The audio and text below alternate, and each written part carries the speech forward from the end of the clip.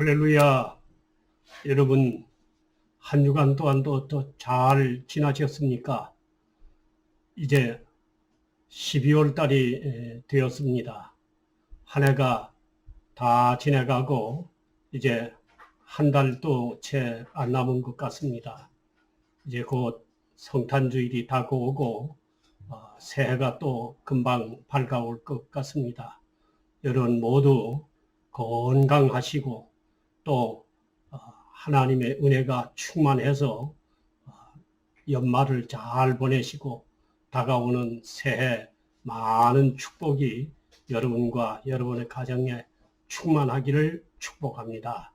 오늘은 역대상 16장 8절로 15절 말씀 가운데 다윗의 감사의 기도와 찬양이라고 하는 이런 제목으로 여러분과 함께 공부하며 은혜 나누기를 바랍니다.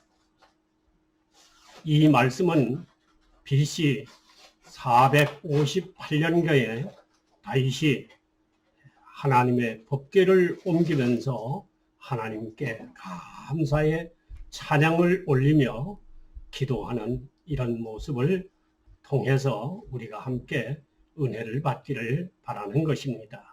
찬양을 올렸던 인물들을 잠깐 소개해 드리려고 합니다. 역대상 25장 1절에 보면 다윗의 찬양대를 보게 됩니다. 그 찬양대 구성 인물들을 보면 아삽과 헤만과 여두둔이라고 하는 이런 세 인물이 이 찬양대를 운영해 가는데 역대상 25장 1절에 보면 이 아삽과 헤만과 여두둔의 자손 중에서 구별하여 섬기게 하되 수금과 비파와 제금을 잡아 신령한 노래를 하게 하였으니 그 직무대로 일하는 자의 수요는 이러하니라 하고 이제 말씀이 이어지는 것을 보게 됩니다. 또 2절에 가서 보면 아삽의 아들들은 삭굴과 요셉과 느다냐와 아사렐라니 이 아삽의 아들들이 아삽의 지휘 아래 왕의 명령을 따라 신령한 노래를 하며 하고 말씀하고 있습니다. 오늘날로 말하자면 찬양대를 운영하는데 이 찬양대에 찬양을 하는 사람이 있는가 하면은 또 수금과 비파와 이런 악기들로 하나님을 찬양하는 이런 이제 찬양대도 있다 하는 것을 우리가 보게 되는 것입니다. 역대상 16장 7절의 말씀을 보면 그날에 다윗이 아삽과 그 형제를 세워 이선 여호와께 감사하게 하여 이루기를 하는 말씀을 하고 있습니다. 먼저 앞서서 하나님께 감사 찬양을 드리게 했다는 것입니다. 그날에 다윗이 하는 말을 하고 있습니다. 그날은 어떤 날일까요? 그날은 바로 다윗이 하나님의 법궤를 옮겨오는 날이라고 하는 것을 1절에서 볼 수가 있습니다. 하나님의 법궤를 메고 들어가서 다윗이 친 장막 가운데에 두고 번제와 화목제를 하나님 앞에 드리는데 다윗은 이제 법궤를 옮겨다 놓고 그 법궤에 옮겨온 것을 너무나도 기뻐서 하나님 앞에 번제와 화목제를 드리며 찬양대를 하여금 하나님께 크게 감사와 찬양을 드리게 하는 이런 놀라운 찬양을 우리가 볼 수가 있습니다. 8절의 말씀을 보면 너희는 여호와께 감사하며 그 이름을 불러 아뢰며 그 행사를 만민 중에 알게 할지어다 하고 세 가지를 말씀하고 있습니다. 먼저는 여호와께 감사하라 하고 말씀을 하고 있습니다. 무엇을 감사하라는 말씀입니까? 어떻게 감사하라는 말씀입니까? 데살로니가 전서 5장 18절은 범사에 감사라는 것입니다. 모든 것이 하나님으로부터 이루어지고 하나님이 내게 은혜를 주셔서 이 모든 일이 잘 되어지고 또 이렇게 되어졌다고 하나님께 감사를 드리라는 것입니다. 그것이 우리가 하나님 은혜 받은 성도의 모습이라고 성경은 말씀하고 있는 것입니다. 그래서 다윗도 이 놀라운 일이 이루어진 것이 하나님의 큰 은혜라고 하나님께 감사의 찬송을 올리게 되는 모습을 보게 되는 것입니다.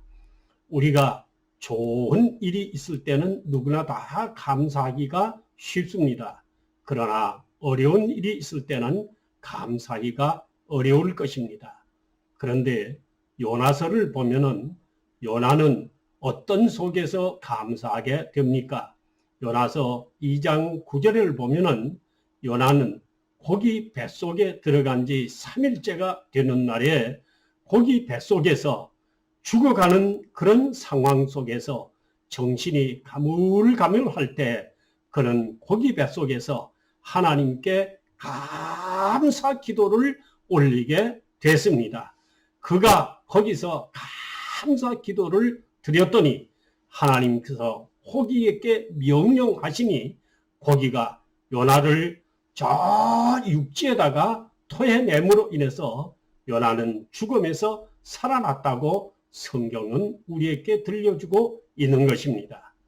또 다니엘서 6장 10절의 말씀을 보면 다니엘은 매일같이 창문을 저 예루살렘을 향하여 열어놓고 지금 바벨론의 포로로 잡혀가 있는 신세입니다. 그 포로로 잡혀가 있는 중에서 또 간신배들이 왕을 부축해서 명령을 내렸습니다. 지금부터 한 달간 누구든지 왕 외에 다른 신에게나 누구에게 기도를 하게 되면은 사자굴 속에 집어넣는다고 하는 왕의 어인이 찍혀서 방방곡곡에 방이 붙어 있습니다. 그런 명령이 내린데도 불구하고 이제 이 다니엘은 매일같이 하나님 앞에 예루살렘을 향하여 3번씩 무릎을 꿇고 하나님께 기도를 올렸습니다. 이렇게 왕의 명령을 어긴 이 다니엘은 창문을 열고 사람들이 보는 데서 기도하였으므로 인해서 그는 잡혀서 사자굴 속에 던져지게 됩니다. 그러나 하나님께서 사자의 입을 봉함으로 인해서 다니엘은 거기서 살아나게 되고 다니엘은 하나님이 높여주심으로 인해서 바벨론에서 높은 지기에 올라서 4대 왕조를 섬기는 이런 큰 축복을 누렸다 하는 이런 말씀이 다니엘서에 기록되어 있는 것을 우리는 보게 되는 것입니다. 성경은 또 우리에게 이렇게 말씀을 들려주고 있는 것입니다. 역대상 25장 10절에 이렇게 말씀하고 있습니다. 그 성호를 자랑하라. 다윗은 이와 같이 매사에 그 하나님을 높이며 또 하나님이 하신 일을 감사하며 이렇게 살아왔던 것을 보게 됩니다. 모든 일이 하나님께서 하셨다고 하나님 성호를 하나님 이름을 늘 자랑하면서 그렇게 살아왔습니다. 그랬더니 하나님께서 하나님을 높이는 다윗에게 성경은 이렇게 우리에게 들려주고 있습니다. 그가 어디를 가든지 무엇을 하든지 형통하였더라. 이렇게 말씀하고 있습니다. 또 그가 전쟁을 하기만 하면은 하나님께서 이기게 하였더라. 이렇게 말씀하고 있는 것입니다. 그 나라는 점점 흥왕하였더라. 이렇게 성경은 우리에게 들려주고 있습니다. 사랑하는 성도 여러분, 이것이 여러분의 가정이 되시기를 바랍니다. 이것이 여러분의 심령에도 이런 역사가 일어나기를 주의 이름으로 축복합니다. 할렐루야. 하나님을 영화롭게 하시기를 바랍니다. 하나님께 최선을 다하시기를 바랍니다. 하나님의 성호를 자랑하고 하나님을 높이 받으시기를 바랍니다. 그리하면 하나님께서도 여러분을 높이 들어 올려주실 줄로 믿습니다. 그런데 많은 사람들은 자꾸 나를 높이려고 합니다. 나를 자꾸 드러내려고 합니다. 그러면 하나님께서 우리를 낮춰버리고 마는 것입니다. 하나님을 높이시기를 주 이름으로 간절히 부탁을 드립니다. 무릇 여호와를 구하는 자는 마음이 즐거울지라 하고 성경은 우리에게 들려주고 있습니다. 하나님을 구하는 사람에게는 하나님이 말씀합니다. 마음이 즐거울지라. 어찌 마음만 즐겁겠습니까? 그 생활이 즐겁고 그의 삶이 즐거울 줄로 믿습니다. 여러분, 참으로 하나님을 구하는 일에 힘쓰시기를 바랍니다. 그러면 여러분의 삶, 여러분의 마음이 항상 즐거움으로 가득 찰 줄로 믿습니다. 예수님 무덤 곁에는 아무도 없었습니다. 그런데 그 예수님 무덤 곁에 새벽부터 울고 있는 한 여인이 있었습니다. 그 여인은 바로 다름 아닌 막달라 마리아라고 하는 여인이었습니다. 그 여인은 평소 때 7 귀신이 들려서 말도 못하는 고통과 괴로움을 겪던 여인이었습니다. 그런데 이 여인이 예수님을 만나서 예수님으로부터 치료를 받게 됐습니다. 그래서 이 여인은 너무나도 감사해서 자기가 가지고 있던 옥합을 깨뜨려서 주님께 헌신해 드렸습니다. 어디 이것뿐이겠습니까? 눈물로 예수님 발을 닦아 드렸습니다. 그리고 그는 주님 사랑을 잊지 못해서 이제 주님 무덤을 찾아갔습니다. 다른 여인들하고 같이 찾아갔지만 그 여인들이 예수님 무덤이 비어 있는 줄 알고 다 떠나갔지만 이 여인은 그 무덤을 떠나지 아니하고 계속해서 그 무덤에 혼자 남아 울기 시작했습니다. 그때 뒤에서 누가 말합니다. 마리아여 하고 부릅니다. 바로 주님이 거기에 계셨던 것입니다. 부활하신 주님이 바로 막달라 마리아 여인 뒤에 서서 계셨던 것입니다. 사랑하는 여러분, 이 여인은 최초로 부활하신 예수님을 제일 먼저 만나서 주님께 경배했던 여인이기도 한 것입니다. 여러분, 이와 같이 이 막달라 마리아 여인처럼 주님 곁을 떠나지 않고 주님의 은혜를 늘 사모하는 여인이 되시기를 바랍니다. 또 성경은 우리에게 이렇게 말씀합니다. 그 얼굴을 항상 구할지어다 하고 말씀하고 있습니다. 얼굴을 항상 구할지어다.